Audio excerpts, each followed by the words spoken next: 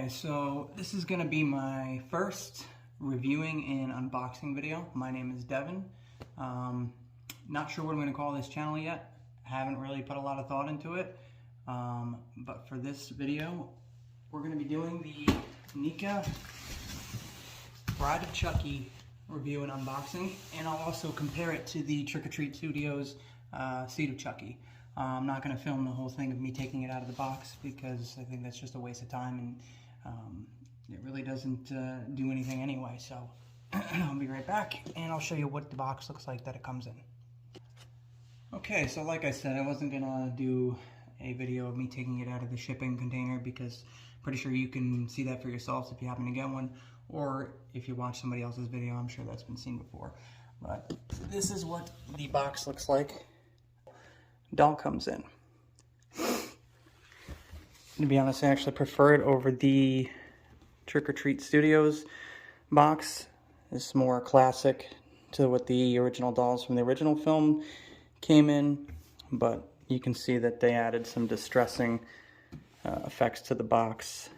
Blood splatter, looks like burn marks, so on and so forth, to kind of give you the impression that just like Bride of Chucky is worn and stitched up and broken, so is this guy. Overall, I think they did a pretty good job. I'm going to cut again, and then we'll come back and take a look at the doll itself.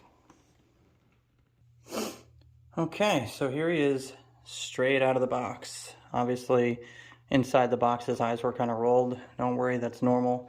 They're adjustable. So you can pretty much just take your hand and roll them until you get them in whatever position you want. You don't have to worry about a bad paint job, if he's going to end up being cross-eyed or whatnot. This is exactly how he looks straight out of the box. Now, his hair is a little matted and whatnot. I'm probably going to style that in a minute here. But I just wanted to give you a first look at what to expect as soon as you get him out of the box. My opinion, looks pretty great. Neca also included a little instruction manual, which just basically shows the ways that he can be posed, how you can position him, what to do, what not to do. His head and his neck is fully posable, his eyes are movable, as I just showed you, and his arms and legs are movable as well. I'm going to mess with the hair a little bit, and then I'll come right back. Okay, so I briefly messed with the hair. I mean, I'll do more to it later, but it's pretty knotty and ragged, which, if you think about it in all reality, if you're going for movie accuracy, that doll's hair was not perfect by any stretch of the imagination. He'd been essentially chopped up into pieces and then sewn back together, so I doubt that his hair was going to be perfect and not matty. But I gotta say, man, 3 years in the making. 3 years from order date to getting the doll, 110% worth the wait. I am very, very happy with how this turned out. I mean, if you take a close look, they're not real staples, but I mean, they look pretty great. The scars on this doll, as compared to the Trick or Treat Studios doll, in my opinion, the paint job is much better. He's got more of a flesh tone paint job. I don't know if you can see it real well in this light, as opposed to the Trick or Treat Studios doll, which I'll show you here in a minute. Seems a lot more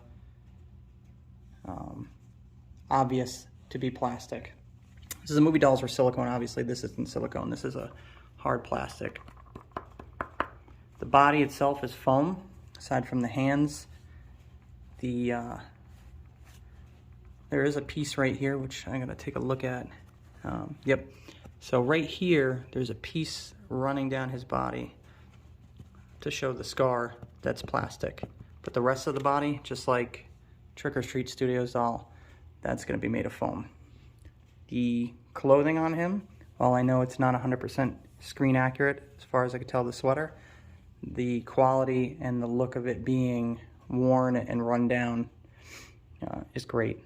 It doesn't look like random rips and tears, like somebody just took a pair of scissors and cut it.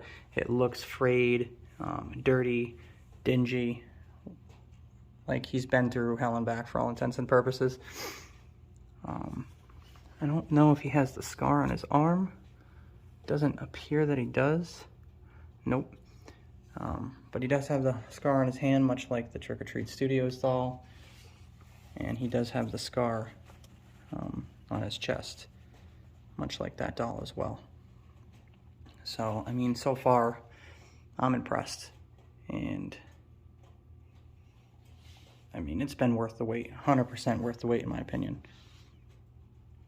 So, let's bring him over, and we will put him side by side with the Trick or Treat Studios Seed of Chucky doll. See if I can get him to stand up.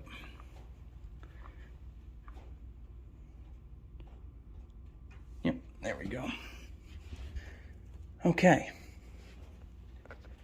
Now, he was kind of leaning against the wall, so we'll do the same thing with Bride of Chucky.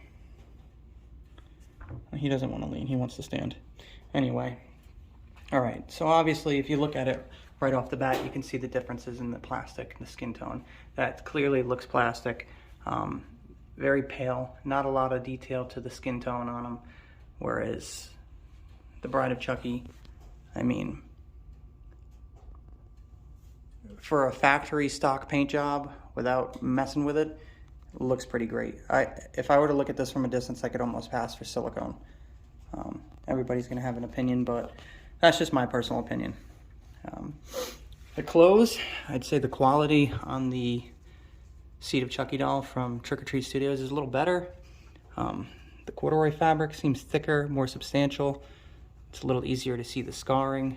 The sweater, I believe, is more accurate. The shoes are a brighter color red. Again, foam body. Whole thing is foam, except for the hands and the head. Whereas the Neca, or Neca, depending on how you pronounce it, he's got plastic here just for the scar, which I think is actually better, more durable. Because I think over time, depending on the conditions, foam can actually get hard and stiffen up and crack. So I'm glad they decided to make that scar out of plastic. The shoes, you'll notice, are a little bit more of a dim, lighter shade of red, whereas on the Trick or Treat Studios Chucky, they're a darker shade of red. Again, the hands are plastic. I've seen a couple people complain that the hands are too big, but I mean, really, if you take a look at the doll as a whole, they don't look that disproportionate. I mean, it looks pretty much like the movie doll looked. And again, the Seed of Chucky doll, he looks pretty much like, you gotta remember, these are two different version dolls. The Seed of Chucky doll, the sculpt and everything, which I believe was by Tony Gardner, was a completely different sculpt than the Bride of Chucky doll. My personal preference, I like the Bride of Chucky movie better. I like the sculpt. I like the way the doll looked better in that movie. So of course I'm gonna like the way that doll looks better than the Seed of Chucky. But as far as Seed of Chucky replica dolls go, the Trick or Treat Studios doll is fantastic. The eyes, they're painted. You could almost say they look like glass, but they're not. They're not movable. But I mean, overall, the detail is still pretty good. So I won't say one doll is better than the other overall, because you gotta remember, they're from two different movies, guys. This is Bride of Chucky, this is Seed of Chucky. So for what they are and what they're shooting to be, they're each good in their own right. I love the Seed of Chucky doll from Trick or Treat Studios. I think it's great. But like I said, my favorite was the Bride of Chucky, and this doll is fantastic. So, I mean, the differences are minor, guys. I'd say if I had to compare anything, the hair is better on the Seed of Chucky doll. It's easier to work with. This is a little more like clearly doll's hair. It's easier to mat and pretty knotty out of the box. The eyes are different. These are movable. Again, they're painted, but you can adjust them however you like.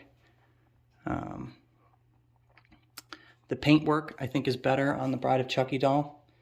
And again, he's posable. You can move his head.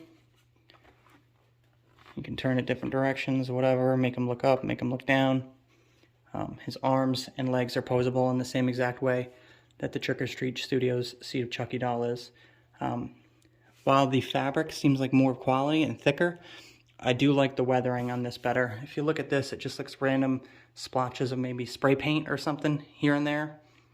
While this looks like, you know, much more care was taken to get an accurate representation of what you see in the films.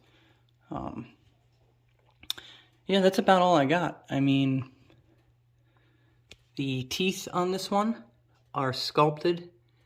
They're not flat against the plastic, if that makes sense.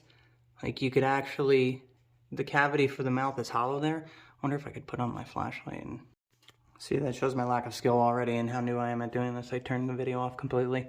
But yeah, the mouth is hollow and the teeth are sculpted. And I think that was really a good choice. Whereas if you look at the Trick or Treat Studios, the mouth is hollow, the teeth don't look as real, they don't look separate, individual. Well, this guy does, 100%. And again, I think the paint job overall is much better. It doesn't seem to be a lot of bleed in the paint, but again, it's all your personal preference. I'm sure there's people out there that are going to take their dolls and mod them and have them painted in different manners and whatnot. So yeah, that's about all I got. I'll give you one last go around of the doll.